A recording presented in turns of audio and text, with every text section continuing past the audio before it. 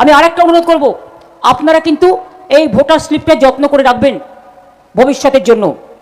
আর একটা কথা বলি, যে 32 লক্ষ লোকের নাম আমি সুপ্রিম কোর্টে কেস করে তুলিয়েছি, বাদ বাকিগুলো আমি আগামী দিন তুলে দেব। ইলেকশনের সময় বিজেপি চায় না সব মানুষ ভোট দেয়। কালকে ভোটার লাইনে বেচারা একজন মহিলা, তার হাজব্যান্ডের ভোটার নাম নেই, তার ছেলের ভোটের নাম নেই, দুঃখে মারা গেছে। 4 জন মারা গেছে কাল ভোটার লাইনে, গরমে গরম সহ্য করতে পারেনি, সব মেশিন খারাপ করে বসে থাকছে। 2 লক্ষ পুলিশ নিয়ে এসছে, সব বাইরের। অবজারভার মানে কি? কনজারভার। কনজারভেন্সি আছে জানেন তো, কর্পোরেশনের একটা ডিপার্টমেন্ট, রাস্তাঘাট পরিষ্কার পরিচ্ছন্ন করে রাখে। আর এরা মানুষের ভোট পরিষ্কার করার জন্য এসছে, যাতে ওয়াশিং মেশিনে ঢুকিয়ে দেওয়া যায়। একটা নিয়ম মানছে না, একটা সিস্টেম মানছে না। ওদের নেতা বলছে, mister home minister, I respect your chair, not you, but can you speak like this? কি বলেছেন? সব কটাকে নিচে ঝুলিয়ে মাথাটা ওপরের দিকে তুলে তাদের সব কটাকে পেটানো হবে। এত বড় সাহস তোমার? তুমি এই চেয়ারে বসে, you are a home minister, don't forget that, and you are asking for killing the people. Is it not the terms of crime? Is it not? এটা ক্রিমিনাল অফেন্স নয়?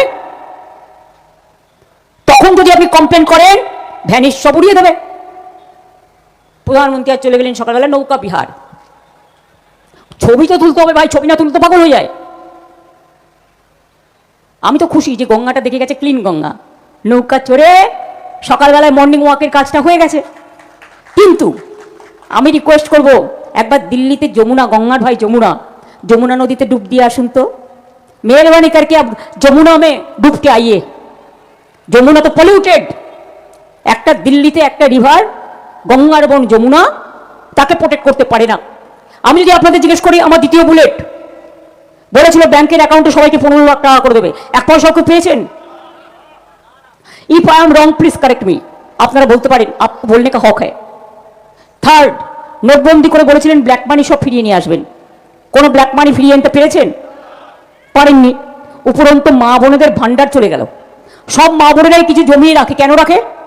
যদি কখনো স্বামী অসুস্থ হয়ে পড়ে, যখন বাচ্চারা অসুস্থ হয়ে পড়ে, যখন অতিথি চলে আসে, যখন লিমিটেড টাকা খরচা হয়ে যায়, তখন কিছু জমিয়ে সঞ্চয় করে রাখে ভবিষ্যতে কাজ করবার জন্য। নোটবন্দি যখনই ঘোষণা করেছে তার 8 ঘন্টার মধ্যে I am the first one, আমি বলেছিলাম এটা মানুষের ক্ষতি করে দিল। কেন জানেন? এটা মেয়েদের আর বাচ্চাদের কাছ থেকে আমি কথা নিই। আমি দেখলাম নোটবন্দি হওয়ার সাথে সাথে অভিষেকের মা আমার ঘরে ছুটে এলো, ছুটে এসে বলল, দিদি এটা কি হচ্ছে? তার মানে আমরা 1 টাকাও রাখতে পারবো না, তাহলে কাল থেকে বাজার খরচা চলবে কোত্থেকে? পরে দেখলাম আরেকটি মেয়ে, কর্ণাটকের মেয়ে, থাকে আমাদের ওখানে, এসে বললো, দিদি मेरे को 200 रुपया दीजिए ना। আমরা क्या करोगे?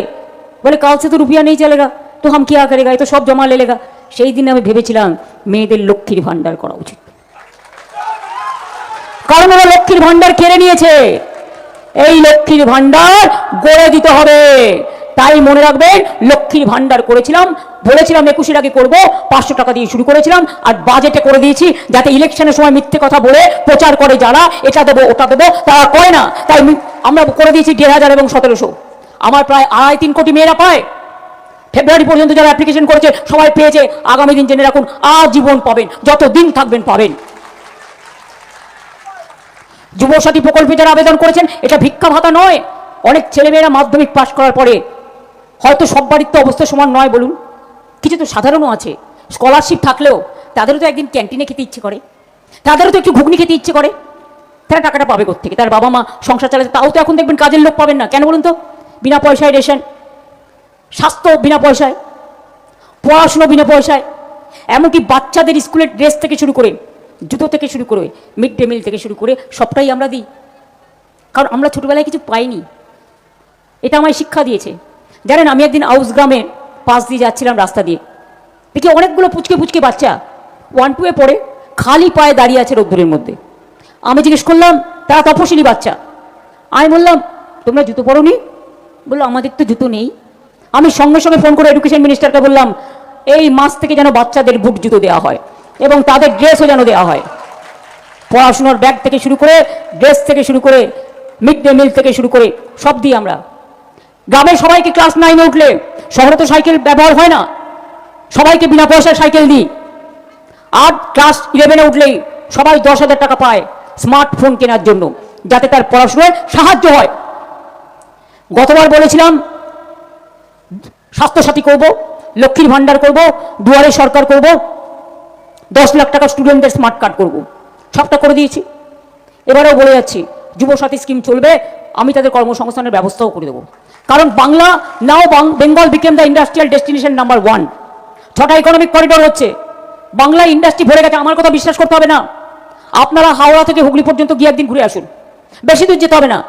হাওড়া থেকে একদম দিল্লি রোড হয়ে আপনারা ওই সিঙ্গুর হয়ে একটু ওই পালসিক পর্যন্ত যান, মেমারির আগে পর্যন্ত। আর যদি ল্যাংচা খেতে চান তো ল্যাংচা মহল পর্যন্তও যেতে পারেন, নিজেরা দেখে আসুন, দুপাশ ভর্তি হয়ে গেছে। সিলিকন ভ্যালি আইটি সেক্টর বেঙ্গলে সবচেয়ে বেশি হয়েছে, ফ্লিপকার্টের মার্কেট থেকে শুরু করে অনেক বড় বড় বিজনেস বেঙ্গলে হয়েছে। এমনকি ট্রেডার্সদের জন্য, দোকানদারদের জন্য কেউ ভাবতো না, তাদের উপরে শুধু জুলুম হতো। তাদের জন্য সব ডিস্ট্রিক্টে ট্রেডার্স কমিটি তৈরি করে দেওয়া হয়েছে, চেম্বার্স কমিটিকে তৈরি করে দেওয়া হয়েছে। 6টা ইকোনমিক করিডোর হচ্ছে বেঙ্গলে। আর একটা আপনাদের বলবো, কি হয়নি কলকাতায়? ধনধান্যে কোথায়? ভবানীপুরে। সৌজন্য কোথায়? ভবানীপুরে। সম্পন্ন কোথায়? ভবানীপুরে। সুলগ্ন কোথায়? ভবানীপুরে। পিজি হসপিটালের উডবান নিউ বিল্ডিং থেকে শুরু করে এগুলো কোথায়? ভবানীপুরে। ও উত্তীর্ণও তো আছে, শিল্পান্নও আছে। আলিপুর মিউজিয়ামকে, আলিপুর জেলকে আলিপুর মিউজিয়াম করে দিয়েছি, আর আলিপুরের জেলটাকে পদ্মপুকুর বাড়ি পুকুরে দিয়ে দিয়েছি। সব জায়গায় আগেকার ছেলেমেয়েরা মিউজিয়ামে কত কি জিনিস আছে, আপনারা কি দেখে আসবেন? সব সাজিয়ে দেওয়া হয়েছে। বাকিটা কোথায় আছে? বাকিটা কোথায় আছে? কলকাতায় যখন আমি ওই 3 রকমের লাইট ট্রাঙ্গুলার যেগুলো লাগাতে শুরু করলাম, আমায় সব গালাগালি দিল। আমি যখন স্কাই আর নীল আর স্কাই আর হোয়াইট রং করতে শুরু করলাম, আমায় বললাম আমি আর্জেন্টিনা হয়ে গেছি। আরে স্কাইয়ের কোনো সীমা থাকে না, স্কাই মানে আকাশ। আমি তো আমার পার্টির কালার করিনি, আমি একটা কালার করেছি যেটা শুটিং কালার। এই আইডিয়াটা আমি পেয়েছিলাম ইংরেজরা থাকাকালীন রাজস্থানে, একটা পিঙ্ক সিটি বলা হয় জয়পুর।